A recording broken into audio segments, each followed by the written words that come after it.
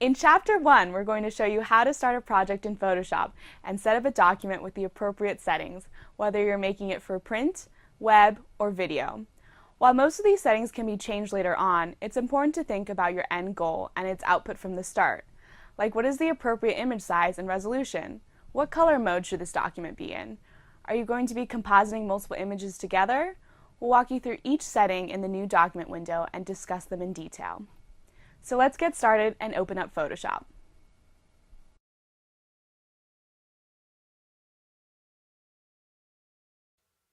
Alright, so we're working in Adobe Photoshop CC 2017. We'll be creating a new document, so go ahead and click on New here. If you don't see this, don't worry, you can always go up to File, New, and get the same dialog box.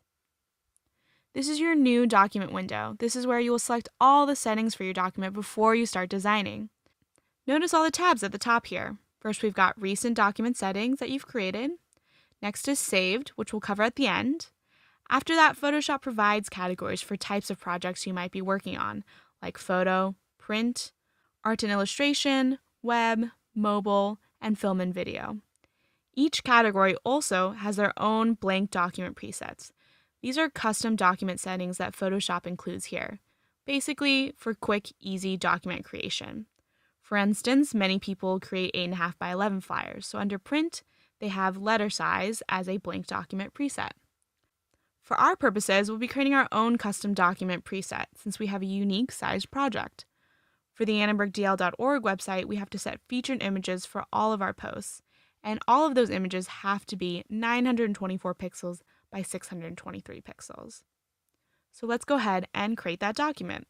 Since we know that this is for the web, we'll click on the Web tab to start creating our document and then save that preset for later use. So first, you might want to put a name. Photoshop defaults to putting it as Untitled-1. I'll often leave this as Untitled, because when you create the document, it does not actually save it anywhere. It's simply just creating it in the Photoshop interface.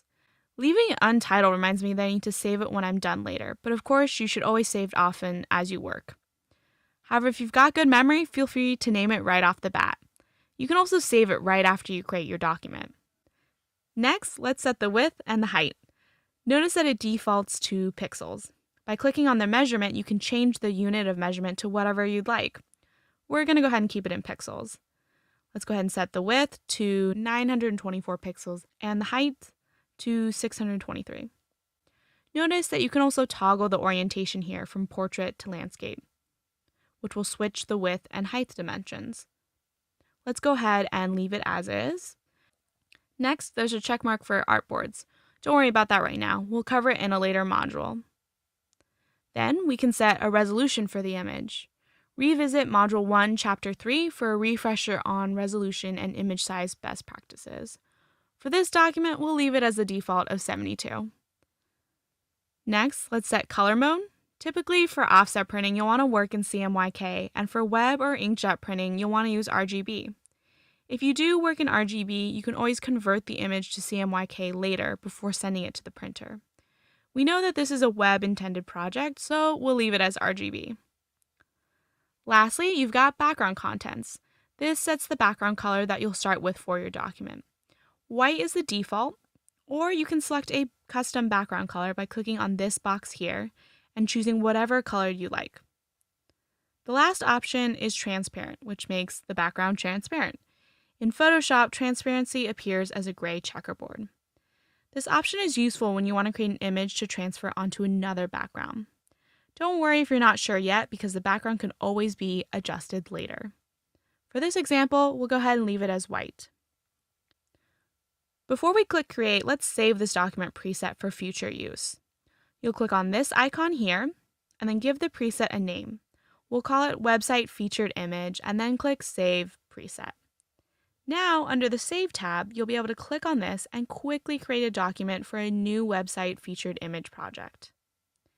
Now we can click Create, and you've successfully created your first document and also learned how to create a preset. Next, join us in Chapter 2, where we'll give you an overview of the interface.